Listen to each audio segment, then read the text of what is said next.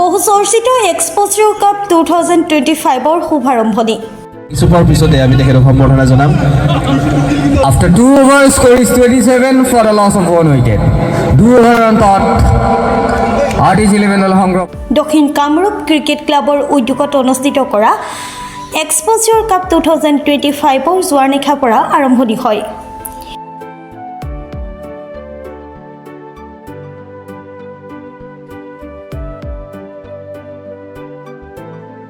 মিৰ্জা জামৰতল খেলপথাৰত অনুষ্ঠিত এক্সপ'জাৰ কাপত অংশগ্ৰহণ কৰিছে অসমৰ বিভিন্ন প্ৰান্তৰ ক্ৰিকেট দলসমূহে।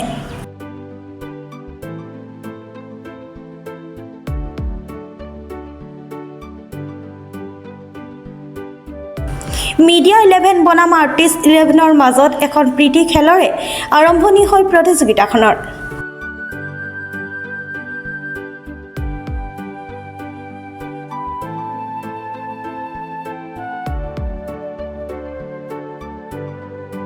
উপস্থিত থাকে ডাইনানোমৰ বিষয়ববীয়া পৰিবহণ আয়ুক্ত গৌতম দাস, বিধায়ক হেমাংগ ঠাকুৰীয়া, হিমাংশু শেখৰ বৈশ্য, অঞ্জন গোস্বামীকে ধৰি বহুকেইগৰাকী শুভাকাংক্ষী তথা বিশিষ্ট ব্যক্তিসকল।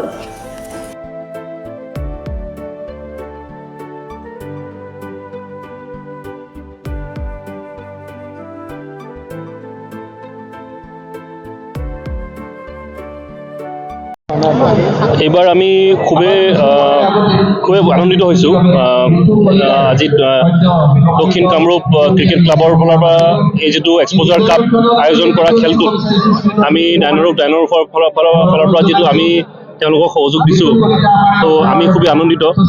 আজি কেইবাবছৰ ধৰি তেওঁলোকে এই খেলখন পাতি আহিছে। আশা ৰাখিছোঁ এই খেলখন যাতে প্ৰতি বছৰ তেনেকুৱাকৈ তেওঁলোকে আগবঢ়াই গৈ থাকে। আমি আমাৰ ফালৰ পৰা তেওঁলোকক সহায় আমি নিশ্চয় আগবঢ়াই গৈ থাকিম। আজি এই খেলখন দেখি পেলাই খুবেই আমি আনন্দিত আৰু সকলো আমি ইয়াতে স্থানীয় যিকেইটা আমাৰ খেলৰ ভাগ লোৱা মেম্বাৰখিনি যিখিনি আছে তেওঁলোকক সকলোকে আমি শুভেচ্ছা যাচিছোঁ। তেওঁলোকে যাতে ভাল খেল এটা দেখুৱায় ৰাইজক। আৰু আজি এই খেলটোৰ পৰা আমি এইটো আশা ৰাখিছোঁ যে ভৱিষ্যত যাতে এনেকুৱাকৈ খেলি উঠি আমাৰ অসমৰ পৰা ভাল এগৰাকী ক্ৰিকেট খেলাত নামঘৰি উঠি আমি প্লেয়াৰ এটা পাওঁ, সেইটোৱে আমি কামনা কৰিছোঁ। এইবাৰ যোৱা বেলি 11 বছৰ পাৰ হোৱাৰ পিছত এইবাৰ বিশেষভাৱে অকণমান ডেকৰেশ্যনৰ ক্ষেত্ৰত বা কোম্পানীৰ যিটো ছাপোৰ্ট আমি পাইছোঁ আৰু আমাৰ ধৰক আজি অপেনিং যিখন খেল আছিল সেইখনৰো যিটো আমাৰ এটমস্ফিয়াৰ কৰিলে, ভিগত আহিছিলে, আমাৰ বিকাশ চেত্ৰী আহিছিলে, আমাৰ ঋতু কলিতা আহিছে, গোটেইবোৰ আহি যিটো এটা এটমস্ফিয়াৰ কৰিলে এইটো আগতকৈ বহুত বেটাৰ। আৰু আমাৰ যিমানখিনি কৰ্মকৰ্তা আমাৰ গোটেই সদস্যবিলাকে এটা ভাল পৰিৱেশ হেৰি কৰিছে। আৰু এইবাৰ কিমান বৰ্ষত হৈছিলে আৰু কিমান মান টিম? এনেই আমাৰ 2007ৰ পৰা হৈছিলে, মাজতে লকডাউনত বন্ধ হ'ল, কিবা হ'ল, তেনেকৈ মোটামুটি বহুত বছৰ হ'ল। কিন্তু এতিয়া এই মাজৰ গেটাক বাদ দি কিনে 12 বছৰ কণ্টিনিউ হ'ল। কিমান দল? এইবাৰতো বহুত দল আহিব আমি আশা কৰিছোঁ, কাৰণ অসমত বহুত জেগাত খেল শেষ হৈছে ইতিমধ্যে। এতিয়া অফ চিজনত আমি ভাবিছোঁ 50টা মিনিমাম দল হ'ব আৰু বহুত ভাল টিম আহিছে। তিতাবৰ আহি আছে, লখিমপুৰ আহি আছে, বিহপুৰীয়া আহি আছে, ভাল টিম আহি আছে। সিহঁতৰ থকা খোৱা সুবিধা আমি কৰি দিম। ফাইনেল খেলখন আমাৰ 22 তাৰিখে হ'ব, অহা 22 তাৰিখে হ'ব। এট্ৰেকশ্যন হ'ব বুলি ভাবিছোঁ। আৰু প্ৰাইজ মানি আমি ৰাখিছোঁ 81,000 টকা, লগতে ট্ৰফি দেখিছে আপোনালোকে।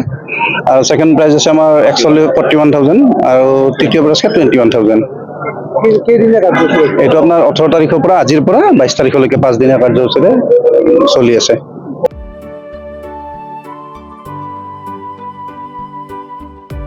নিউজ এক্স ৰিপৰ্ট, প্ৰাত টাইম ডিজিটেল।